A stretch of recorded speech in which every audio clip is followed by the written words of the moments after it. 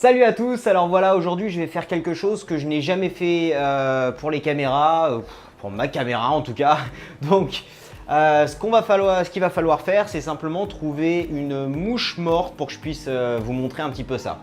Donc on va regarder sur ma fenêtre, parce qu'en général, tiens voilà, parfait, hop. Ok, voilà. Donc on va la prendre, hop là. Ok, je vais pouvoir vous montrer ça. Ok. Donc.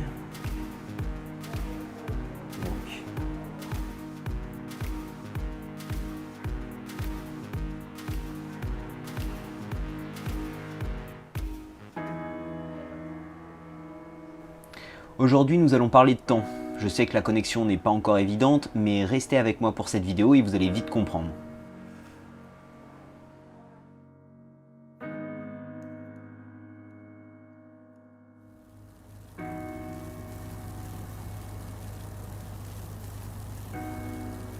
Je ne sais pas si vous avez déjà entendu parler des éphémères, c'est un petit insecte qui s'agglutine en nuées autour des lampadaires. J'ai appris étant plus jeune que ces bestioles ne vivaient que quelques heures, et ça m'a toujours laissé perplexe. Depuis que j'ai appris ça, je me suis demandé comment ces insectes percevaient le temps qui passe.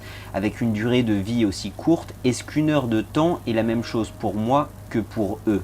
Donc je dois dire que j'en doute vraiment. Une heure pour moi n'est qu'une fraction infime de ma vie, alors que pour eux c'est une portion importante de la leur. Je me suis toujours demandé s'ils faisaient l'expérience de la réalité au ralenti, ou de la même façon que nous. Donc comme vous le savez, le temps c'est super abstrait. Déjà qu'on a du mal à savoir si on a une expérience similaire de la réalité entre êtres humains, si on essaye de se mettre dans la peau d'autres espèces, c'est carrément perdu d'avance. Bon, on va quand même essayer. On pourrait commencer en posant l'hypothèse que la perception du temps dépend de la rapidité à laquelle un système nerveux, donc un cerveau, peut traiter les informations sensorielles. Le plus vite un système nerveux peut traiter ces informations, le plus lent le temps lui semblera. Un peu comme une caméra, si on enregistre à 30 images secondes, le film aura l'air d'avoir une vitesse normale, mais si on enregistre à 1300 images par seconde et qu'on regarde le film à vitesse normale, ce film sera au ralenti. Donc pour essayer d'étudier les différences de perception de temps chez différents animaux, une équipe de scientifiques de la Trinity College à Dublin ont essayé de mesurer le seuil de fusion critique du papillotement. Donc ça va, tout le monde sait ce que c'est? J'enchaîne? Non? Imaginez que j'allume et que j'éteigne une lumière de plus en plus vite. Au début, vous allez voir la lumière s'allumer et s'éteindre visiblement, mais plus je vais accélérer la cadence, plus il vous sera difficile de voir le changement. Et si je vais assez vite, vous ne verrez plus qu'une lumière allumée, même si en réalité elle s'allume et s'éteint trop vite pour que vous puissiez percevoir le changement. Le moment où vous ne pouvez plus faire la différence entre une lumière qui s'allume et qui s'éteint et une lumière qui reste constamment allumée, c'est votre seuil critique de fusion du papillotement. C'est simplement dû au fait que votre cerveau ne peut plus traiter les informations visuelles assez rapidement, c'est tout, ça va juste trop vite. C'est d'ailleurs comme ça que fonctionnent les télés par exemple, chaque pixel s'allume et s'éteint constamment de façon extrêmement rapide, assez rapidement pour pas qu'on puisse le détecter. Et c'est d'ailleurs la même chose pour certaines ampoules électriques. Donc en théorie, on pourrait savoir un peu la perception de temps chez différents animaux en mesurant à quel moment ils n'arrivent plus à percevoir le clignotement d'une lumière. Donc forcément cette méthode a ses limites, mais ça peut commencer à nous donner une idée par rapport à nos différences. Donc après avoir mesuré le seuil critique de fusion du papillotement d'une grande variété d'animaux, on peut en déduire que généralement, plus le métabolisme d'un animal est rapide, ce qui est généralement le cas pour les animaux de petite taille, plus il aura la perception que le temps passe au ralenti par rapport à nous. Et on peut facilement comprendre ça, un petit animal doit pouvoir échapper facilement à ses prédateurs, qui sont généralement plus gros et plus lents. Pouvoir prendre conscience de ce qui se passe aussi rapidement que possible est un gros avantage pour un rapace par exemple, mais ça ne serait qu'un gaspillage d'énergie pour une baleine. Pour prendre un insecte en exemple, le système nerveux d'une mouche peut traiter environ 4 fois plus d'informations visuelles en une seconde que celui d'un être humain. Donc pour chaque seconde qui passe pour nous, on peut imaginer qu'une mouche en aperçut 4. En gros, c'est comme si les mouches voyaient le monde comme Néo dans la matrice. Donc voilà, si vous étiez déjà demandé pourquoi c'est si difficile d'éclater les mouches à main nue, maintenant vous avez votre réponse. Et en partant de ce même raisonnement, l'éphémère devrait pouvoir voir le monde encore plus lentement que ça. Donc leur vie devrait paraître beaucoup plus longue de leur point de vue que du mien. Bien entendu, ça reste une théorie, mais ça commence à répondre un petit peu à ma question d'enfance. Votre chien aussi devrait percevoir le temps plus lentement que nous, donc pas beaucoup plus lentement, mais quand même assez pour pouvoir voir les clignotements des images de votre télé.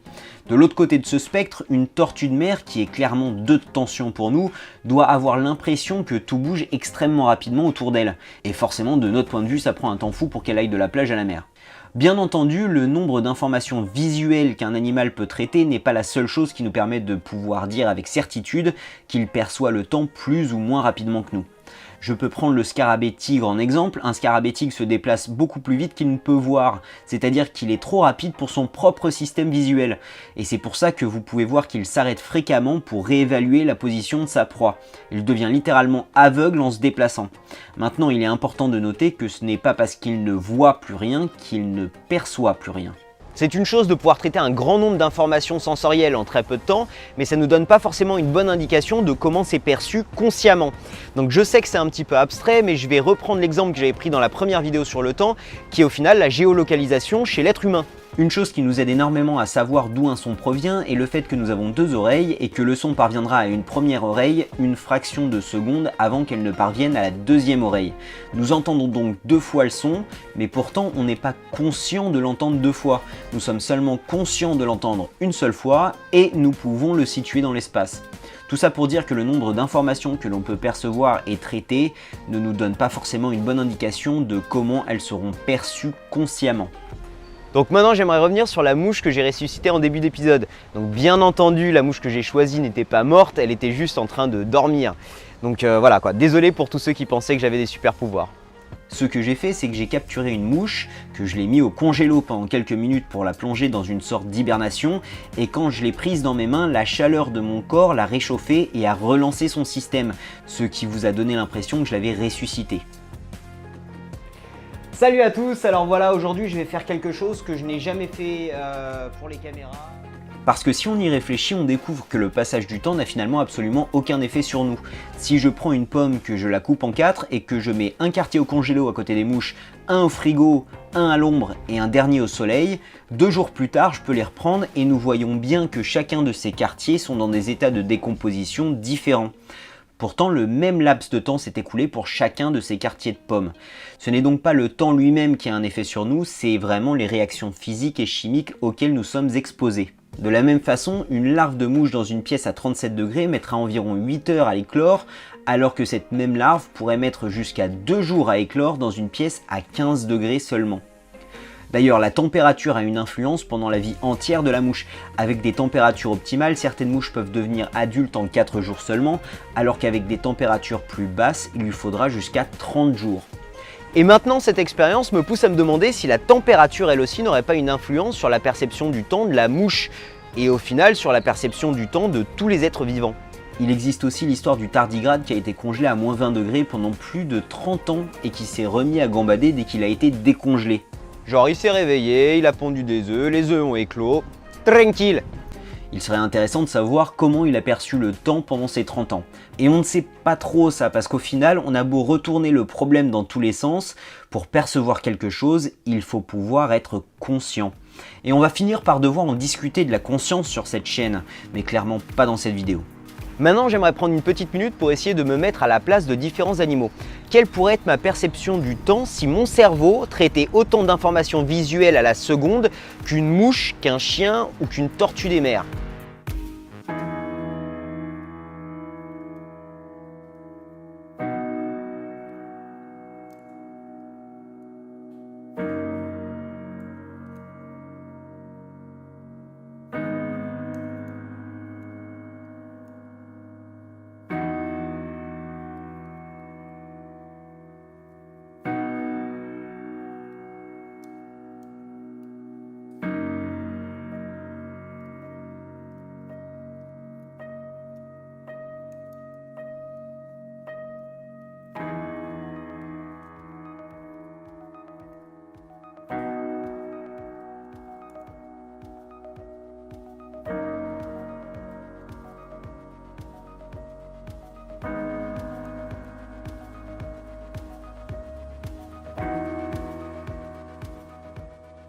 Forcément, toutes ces réflexions sur la perception du temps m'a fait me poser des questions sur toutes les sortes de vie que nous connaissons. Imaginez à quelle vitesse un arbre centenaire pourrait voir les choses évoluer s'il avait des yeux. Est-ce que de son point de vue, nous ne sommes pas nous-mêmes comme des éphémères qui n'arrêtent pas de naître et de crever tout autour de lui? Et finalement, est-ce possible que nous n'arrivons pas à considérer certaines choses comme conscientes, simplement parce que nous vivons à des rythmes complètement différents?